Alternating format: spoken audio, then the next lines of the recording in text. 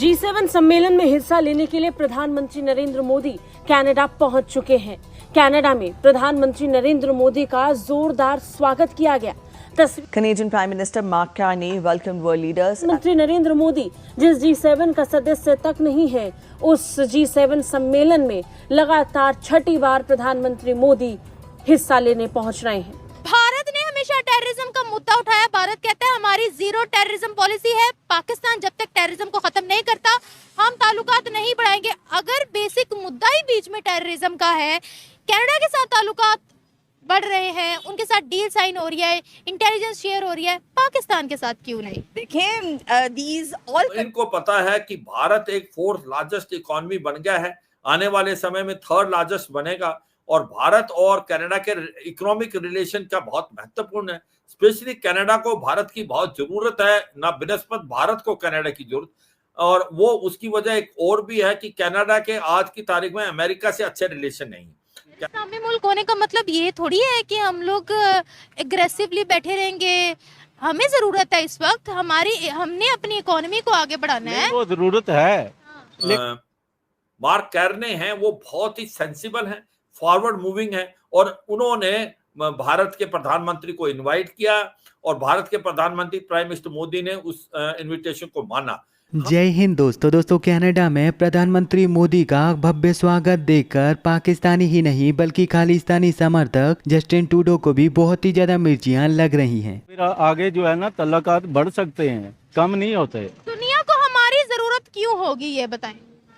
दुनिया को जरूरत पड़ेगी इंशाल्लाह ताला। ये चीज में हर चीज में पड़ेगी। पाकिस्तान में हर चीज है, हमारे मुल्क में गर्मी भी है, सर्दी भी है, खाना पीना भी है, हर चीज। हर बंदा खा के सोता है, कोई किसी का मोहताज नहीं है।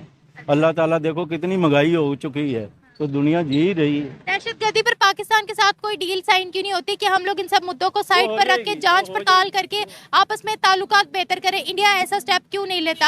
हाँ, देखिए, बिलावल भुट्टो जरदारी बाहर गए थे, न्यूयॉर्क के अंदर खड़े होकर उन्होंने ये स्टेटमेंट दी कि ISI और रॉ के बड़े बड़े ऑफिशियल्स आपस में बैठ कर टेबल टॉक करें, बातचीत करें ताकि सारे के सारे मुद्दों को सुलझाया जाए। इंडिया ने कहा नहीं, ऐसा नहीं होगा। जब तक टेररिज्म खत्म नहीं होगी, वो कोई डील इस तरह से शेयर इंटेलिजेंस और टेररिज्म पाकिस्तान के साथ साइन क्यों नहीं करते? क्या वजह है? अब दरअसल आज सुबह प्रधानमंत्री मोदी G7 समिट को अटेंड करने के लिए कनाडा पहुंच चुके हैं और कनाडा में प्रधानमंत्री मोदी का एयरपोर्ट पर बहुत ही ज्यादा भव्य और अनोखे तरीके से स्वागत किया गया। साथ ही साथ कनेडियन डिप्लोमेट्स प्रधानमंत्री मोदी को बहुत ही ज्यादा स्पेशल तरीके से पिक करके ले गए। हम आपको बता दें कि भारत दुनिया का वह इकलौता देश है जिसे पिछले 6 वर्षों से G7 समिट को अटेंड करने के लिए मुख्य अतिथि के तौर पर आमंत्रित किया जाता है, लेकिन क्योंकि इस बार G7 समिट को कनाडा की तरफ से होस्ट किया जा रहा था और कनाडा की पिछली सरकार यानी कि जस्टिन ट्रूडो ने भारत के साथ अपने संबंधों को बहुत ही ज्यादा खराब कर लिया था, तो सभी यह अंदाजा लगा रहे थे कि भारत बस 2025 के G7 समिट को अटेंड नहीं करेगा। लेकिन ऐसा कुछ भी नहीं हुआ। भारत को पिछले वर्षों के जैसे इस बार भी G7 समिट के मुख्य अतिथि के तौर पर कनाडा के नए प्रधानमंत्री की तरफ से आमंत्रित किया गया। कनाडा के नए प्रधानमंत्री मार्क कार्नी ने अपने देश और अपनी पिछली सरकारों की गलतियों को भुलाते हुए भारत के साथ अपने संबंधों को मजबूत करने का फैसला किया है और बिल्कुल इसीलिए उन्होंने प्रधानमंत्री मोदी को पूर्णतः आदर सम्मान से खुद फोन करके इस समिट को अटेंड करने के लिए मुख्य अतिथि के तौर पर आमंत्रित किया था। और अब बिल्कुल कनाडा की नई सरकार का मान रखते हुए प्रधानमंत्री मोदी G7 समिट को अटेंड करने के लिए कनाडा पहुंच चुके हैं। कनेडियन एयरपोर्ट पर प्रधानमंत्री मोदी का जितने ज्यादा भव्य और अनोखे तरीके से स्वागत हुआ है, उसकी किसी ने भी उम्मीद नहीं की थी। पाकिस्तानी भी यह सोच रहे थे कि कनाडा और भारत के संबंध पूरी तरह से खत्म हो चुके हैं, तो अब कनाडा भारत को न ही आमंत्रित करेगा और न ही भारत का स्वागत करेगा। साथ ही साथ कनाडा की पिछली सरकार के समर्थन की वजह से कनाडा में बसने वाले खालिस्तानियों को भी यह बिल्कुल पसंद नहीं है। अच्छा, ये है कि मिर्जा साहब, पहले हम देखते हैं कि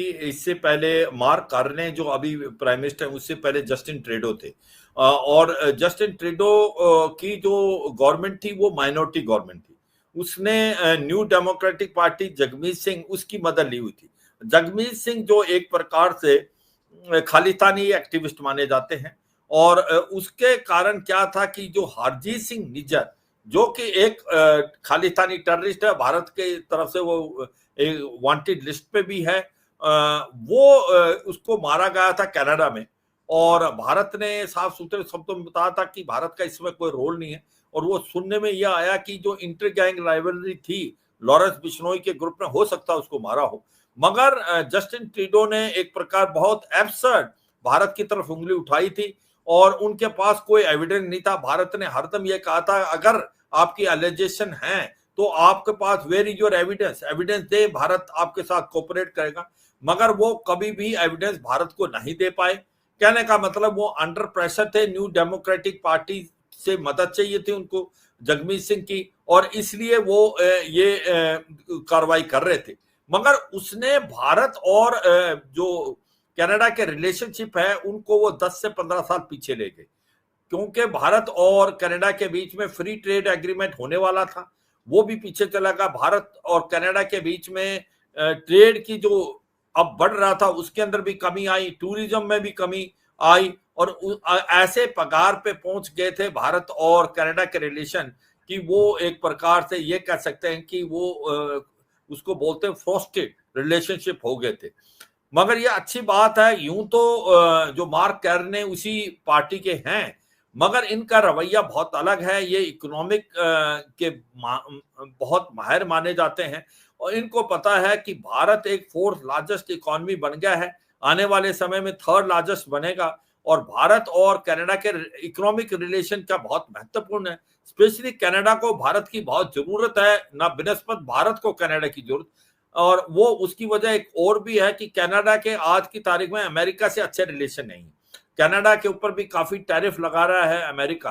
तो ऐसे में कनाडा चाहेगा कि जो फ्री ट्रेड एग्रीमेंट जो कि कोल्ड स्टोरेज में चला गया था वो दोबारा एक प्रकार स्टार्ट हो। और मुझे लगता है जो मार्क कार्ने हैं वो बहुत ही सेंसिबल हैं, फॉरवर्ड मूविंग है, और उन्होंने भारत के प्रधानमंत्री को इनवाइट किया और भारत के प्रधानमंत्री प्राइम मिनिस्टर मोदी ने उस इनविटेशन को माना। हमें यह भी समझना चाहिए कि 2019 के बाद जो भारत हरदम G7 में जाता रहा है एज ए स्पेशल इनवाइटी, और ये भी हमें समझना चाहिए कि ये G7 जो है ये पहले G8 होता था 2014 से पहले, और इसके अंदर रूस भी शामिल था। मगर जब से रूस ने क्रीमिया को हड़पा था 2014 में, उसके बाद ये G7 रह गया है। और जैसा मैं अपने व्यूअर्स को बताना चाहूंगा, इसके अंदर जो देश हैं वो हैं अमेरिका है, कनाडा है, यूके है, फ्रांस है, और उसके बाद जर्मनी है, इटली है और जापान है। ये 7 देश इसके मेंबर हैं। और जो स्पेशल इन्विटीज इस बार आ रहे हैं वो आप देखें वो कंट्रीज हैं ज्यादातर जो कि बहुत अच्छे डेवलप कर रहे हैं, फास्ट डेवलपिंग कंट्री हैं। जिस प्रकार से ऑस्ट्रेलिया भी आ रहा है, मैक्सिको भी आ रहा है, ब्राजील को भी इनवाइट किया, साउथ अफ्रीका को भी, साउथ कोरिया को भी इनवाइट किया गया है। दूसरा एक बड़ा इंपॉर्टेंट चीज है कि भारत क्यों बहुत ज्यादा इंपॉर्टेंट माना जाता है G7 में। भारत एक फास्टेस्ट ग्रोइंग इकोनॉमी है। भारत कोविड-19 से पहले भी फास्टेस्ट ग्रोइंग इकोनॉमी था और आज